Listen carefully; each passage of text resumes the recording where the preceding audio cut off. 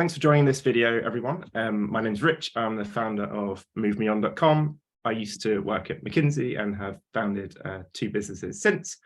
The purpose of this video is to have a chat with another founder, another ex-consultant, to help people who are in consulting and thinking about the entrepreneurial path, plot that journey and make some decisions. So I'm going to let Hakan introduce himself now.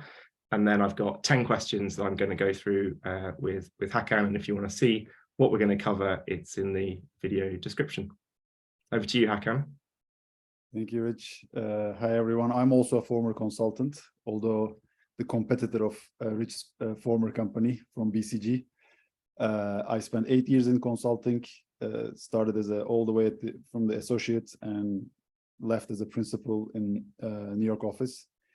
I was quite involved in the learning and development and during my consulting career, and I left consulting to start an e-learning company. It's called Primerly. The idea of Primerly is we provide basically very concise and fun, engaging primers on different industries to consulting firms. We're going beyond consulting now, but that's how it started. And we work closely with MoveMeOn as well on our projects. I'm happy to be here and happy to answer your questions. Thanks for joining us, Hakan. I'm going to get right in there with kind of question number one. So a lot of people start consulting to develop transferable skills, right? And then they actually intend to leave and go and do something else. So my first question is like, what skill do you value the most that you developed in consulting? What do you still use day in, day out? I'll let you do two or three if you need to, but what's your top number one? All right, thank you for allowing the flexibility, because I think one is a tough one. It's not the ones that you think when you were in consulting. It's not the pretty slide writing or Excel modeling, all of those, let's say, hard skills. If I had to narrow it down, I would say three skills. One is structured thinking, ability to look at a problem and just break it apart and tackle them piece by piece. The second is prioritization, right? Consultants have this ruthless prioritization attitude towards problems. So they quickly identify the 20% of the problem that will make the 80% of difference. So that 80-20 prioritization is, I think, the second one. And the third one is the synthesis. So when there's a cloud of information, there's a big hairball, people are discussing, throwing ideas, you're able to step back and synthesize what everyone says and just put it in a structural format. And the reason for those three is, I think the survival and success, whichever way you define it, is very closely correlated to your ability to solve problems and communicate them effectively. And that applies to your personal life, to your professional life. And those three I found that made the most difference in solving the problems and communicating that will give you the furthest advance in your career. And I might add to that, from my experience, that's a skill set that consultants assume that the rest of the world has, and they don't realize quite how much of a ninja skill set it is. The second thing I might add, obviously I'm a founder as well, and particularly the prioritization. From my experience, building a business is about getting stuff done. And that means you can only do so much stuff, right? And you have to pick and choose and focus on what to do. So yeah, totally resonates with me. And kind of moving on to like leaving consulting, and maybe with that to be a founder lens or maybe to join a startup, what's your kind of top tip for people thinking about leaving or thinking about the timing of leaving or how to leave well? So I've left consulting, so I've been through the journey myself. So I hired people who are leaving consulting, so I've been on the employer side. And I also started the BCG community for startup, people interested in startup. And I talked to a lot of people who are thinking of leaving consulting and going into the startup world. So I've had a lot of these conversations. Usually top of the mind is what can I do in the other side, right?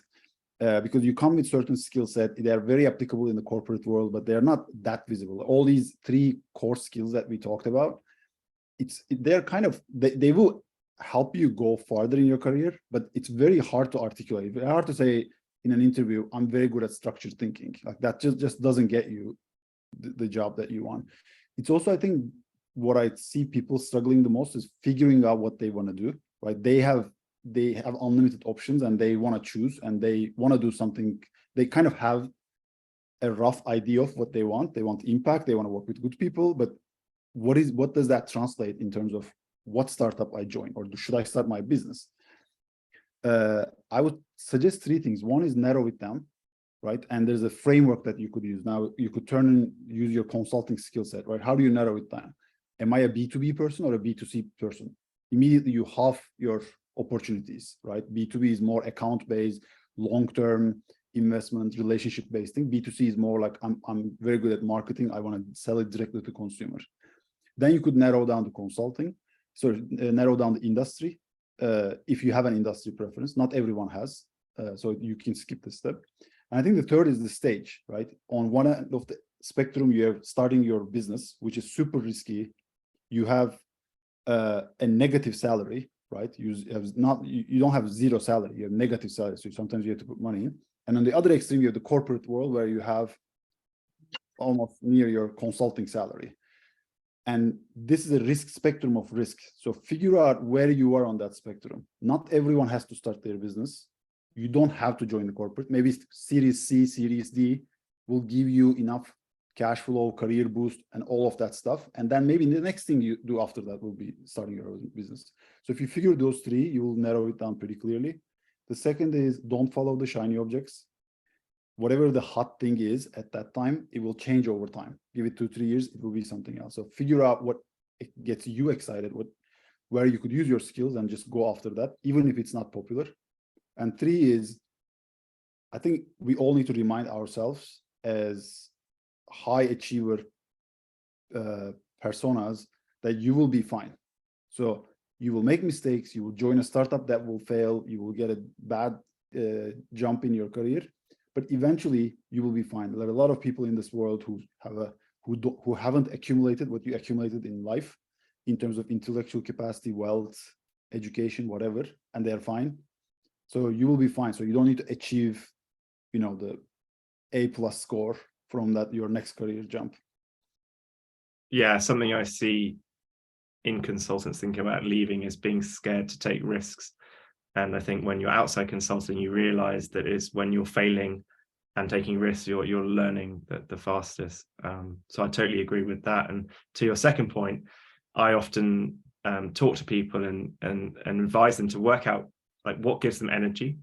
Where do they like to be spending time? So beyond kind of industry or maybe even startup or B2B, do you like speaking to people? Do you like running teams? Do you like getting into the numbers, right? And we've all got those things that we can get sucked into and suddenly 4 or 5 hours pass. And those are the things that you want to try and find a role that gives you a lot of time to do that. So as you think about you've made that transition, you've left consulting, you're in startup world, what's the biggest shock being a startup or starting a business? So remember how we talked about what skills translate really well to startup world or any other world? I think there are some things that don't translate well from consulting. Right. The top of that list for me is the perfection.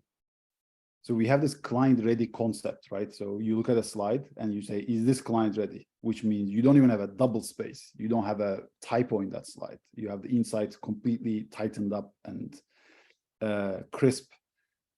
If you do that, you won't survive too long in startup. So you have to start being okay with a little bit imperfection. So you choose basically speed over quality on many cases. Eventually that will get you to quality, but that's kind of like the long-term game you play. You don't want to do that in Steerco.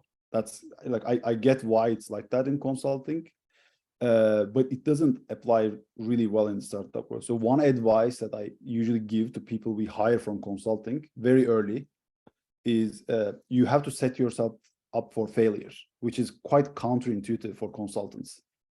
You have to design experiments that will, by design, fail 50% of the time. If you're not doing that, you're not experimenting enough. You're not learning enough. And I found that it's hard to do that transition from consulting.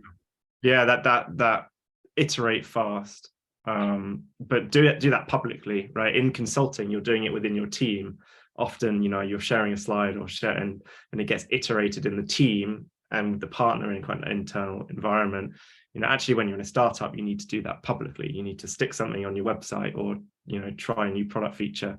I think where it does really fit into the consulting skill set is a lot of it is data driven, right? You get it out there.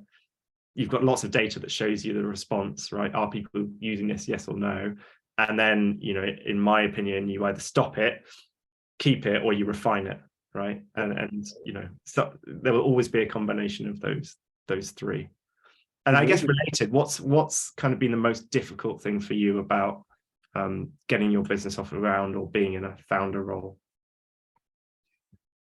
I mean, as a founder, this also, I'm guessing, but the list is very long, right? The list of difficult things that you need to do on the operational side is quite long. You have to learn how to build a product. You have to learn how to sell it. You have to create an organization with a culture. It's a constant game of whack-a-mole where, you're constantly putting off fires and just you're dealing with a lot of daily failures, small or large. You might lose a client, you might lose a lead. Your product might not turn out the way you do it after you spend hundreds of thousands of dollars. Like, there's so many things you have to deal with. And it's kind of a job that you would not normally take. So if it was a job that someone told you that, okay, you're going to come in and you're getting this negative salary and you're going to work more than anyone else in the organization and you're going to work more than you ever worked in your life, the appreciation is quite low. Like, very few people will say thank you to you. And chance of success is quite low, right? Then you might believe that it's high, and that's true, but the data shows that it's quite low. So normally you wouldn't take that job, but you did it for several other reasons. Something drives you, so you feel passionate about a problem. And under this tough job, you're getting challenged from so many different angles. What that does is it amplifies everything. It amplifies your strengths, so you become very strong at what you were already strong, and it amplifies your weaknesses as well, so it makes them very visible. So there's a lot of pressure, and then in that environment, the best thing you could do is to stay honest. And I think that is the hardest thing to do as a founder. This intellectual honesty to accept where things don't work, where your ideas are not good enough, or where you made a huge mistake. All of that is something like you have to learn it the hard way. But I think that's, I found that the hardest thing, not because we will all say like, oh, we will all believe we don't have bias. We'll all believe we're objective, but just really being objective is very, very difficult. But if you do it, it helps you a lot. Yeah, that resilience, I think, is absolutely key in a founder. Like you say, it's hard. You're wearing many hats. Have you had a co-founder? Or I'm wondering, I do have a co-founder, and that's helped in terms of the resilience. Have you had a co-founder? And if not, what does your kind of maybe your board structure look like, or your mentorship structure? Where do you seek kind of support? So I don't have a co-founder, and I wish I had one. It was a bit of a timing. When I started, I just progressed fast enough that it was hard to onboard a co-founder after a certain point. So that was just logistics of it, and just didn't come across the right person at the right time.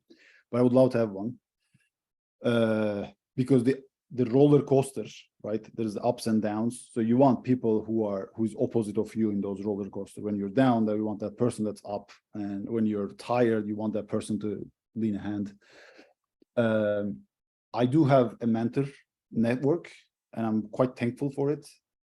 And they all bring different things. Like some I ask sales questions, some I ask operational, some I ask culture questions. They all eventually ended up being my experts, my investors, because at some point we said, let's just open this up and let's first, share the journey with them. If the company is successful, at least their contribution will turn into something.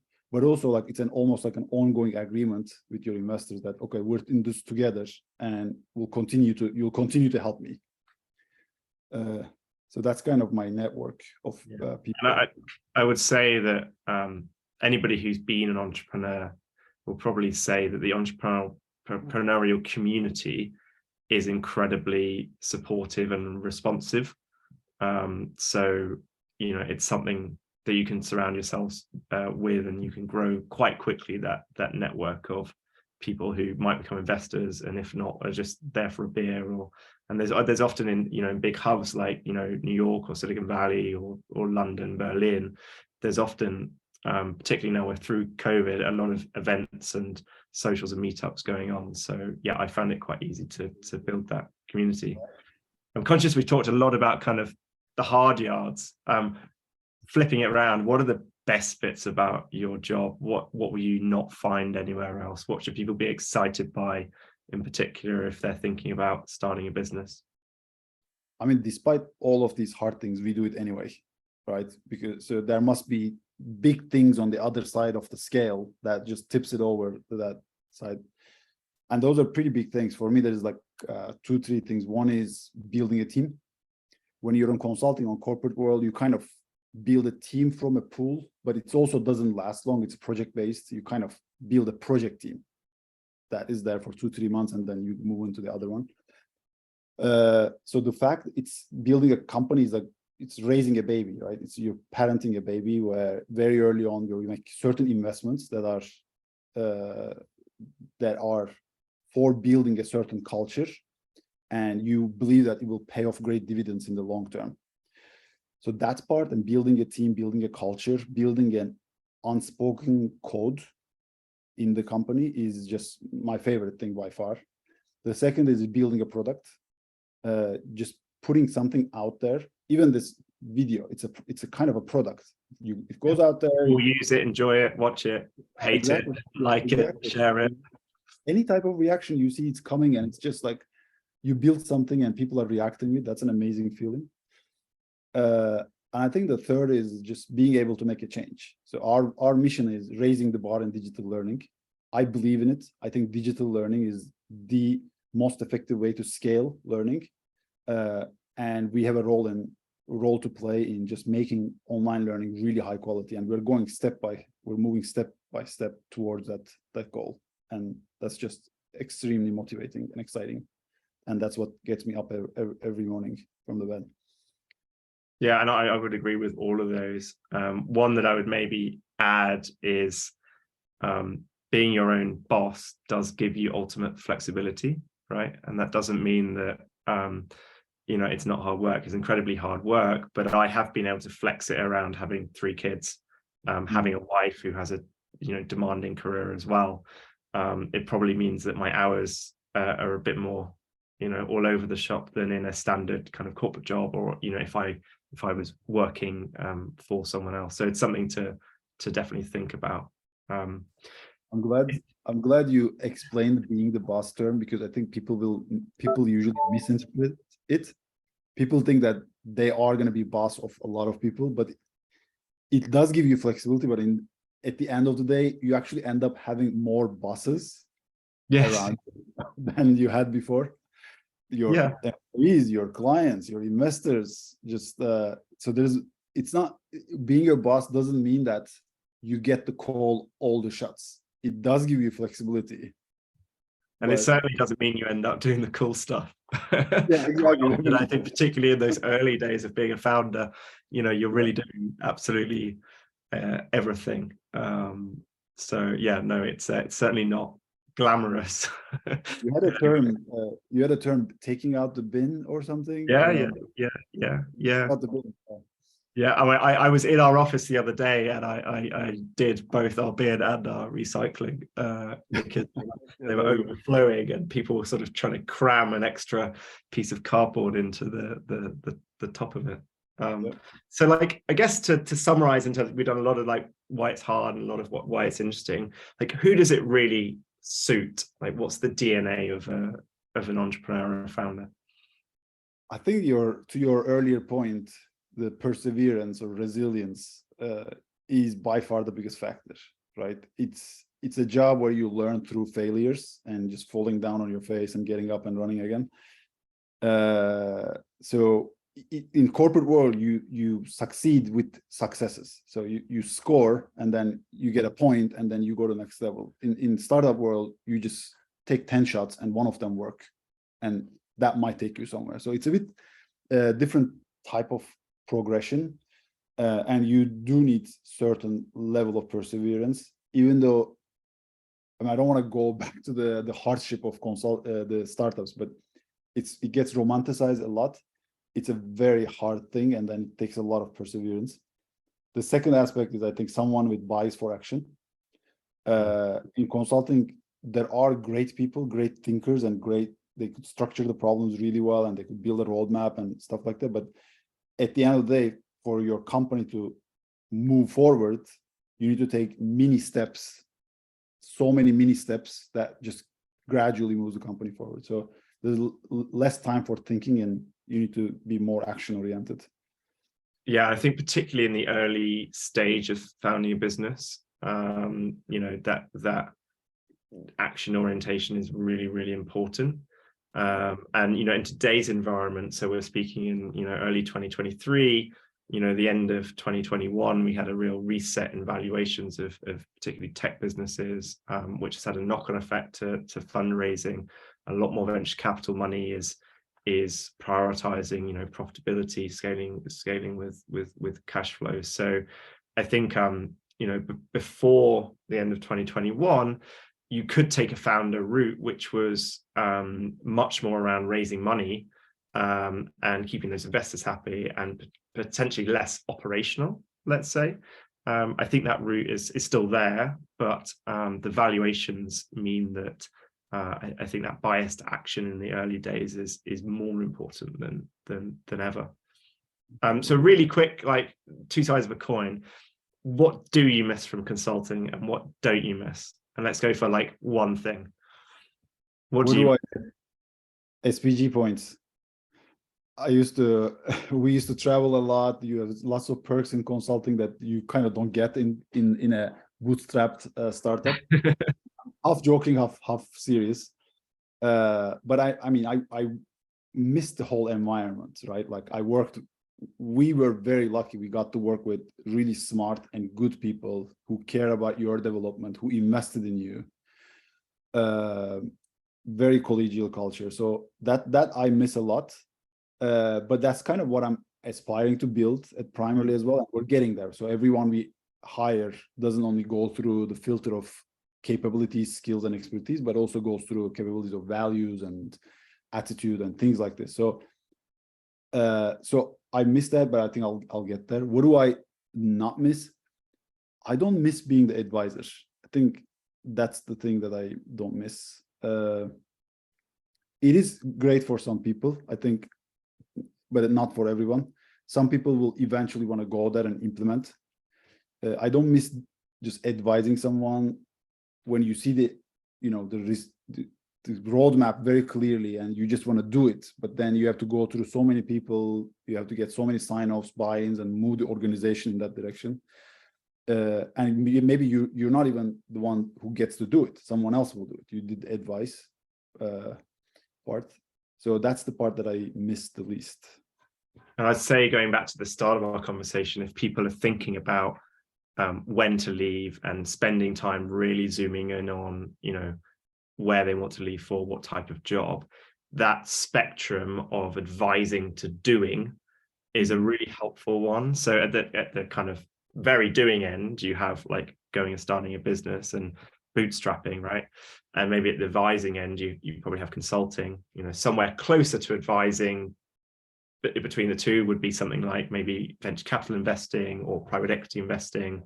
And then you've got kind of maybe corporate strategy roles, which are, you're still in advisory capacity, but you're internal. And then you've maybe got operational roles, which are, towards the doing, but not quite at the bootstrap founder. So I find that a really useful scale for people to put themselves on. And most people can have a gut feeling around this, right? Do I get more energy from sort of like project work, advisory work, being across a lot of things at once, or do I get more energy from getting towards the end of the day and being like, to-do list is like tick, tick, tick, tick, tick, tick, tick, done. So hopefully that's a useful thing for people to reflect on. And then just as a closing question, do you have any resources that you'd recommend to people? So books, podcasts, people to follow on social, if they're thinking about making this transition towards entrepreneurship?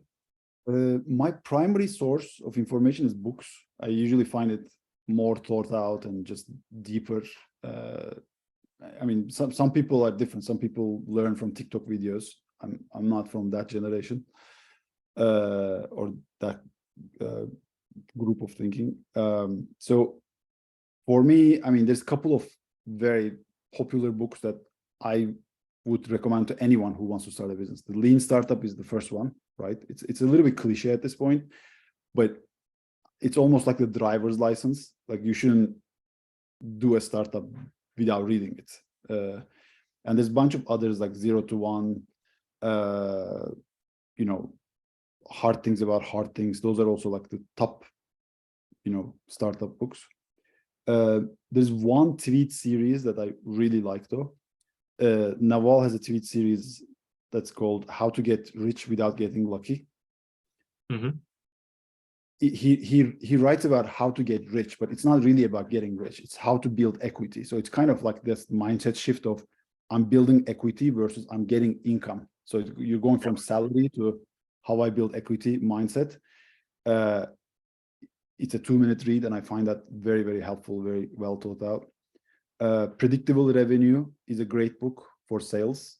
So if you're doing B2B, definitely, again, it's a driver's license level. And then the Y Combinator has a startup school that has a lot of videos on key things, or key operational things. So I benefited quite a bit from that. So I recommend that. Yeah. And one thing I might add is I find the book summary apps quite helpful. There's quite a few of them now, but they take Predictable Revenue, which is a favorite of mine, and they give you the 15-minute version. So that's something I'd recommend. Listen, I just want to say thanks so much for joining me. I've really enjoyed this. It's always fun speaking to other founders, even if they are from BCG. We'll let that one slide. And yeah, thanks for your time and all your insight. And if people are interested in more videos, you can subscribe to this channel where we do a whole range of discussions with a whole range of different leaders from different industries and companies of different shapes and sizes. I'm from movemeon.com. Go and check us out. We are specifically for former consultants and current consultants. And Hakan, why don't you do a final summary of Primarily for us? Get your plug in. Sure. I mean, if I first of all, I really enjoyed our conversation. It's always great to talk to you. Hope people will find this valuable. As I mentioned, Primarily is a source for consultants to learn about different industries. So if you're thinking of transitioning to a different industry, a different job than what you did before, feel free to give a try to Primarily. Brilliant. Thanks so much. And nice to talk to you. We'll catch up soon. Likewise.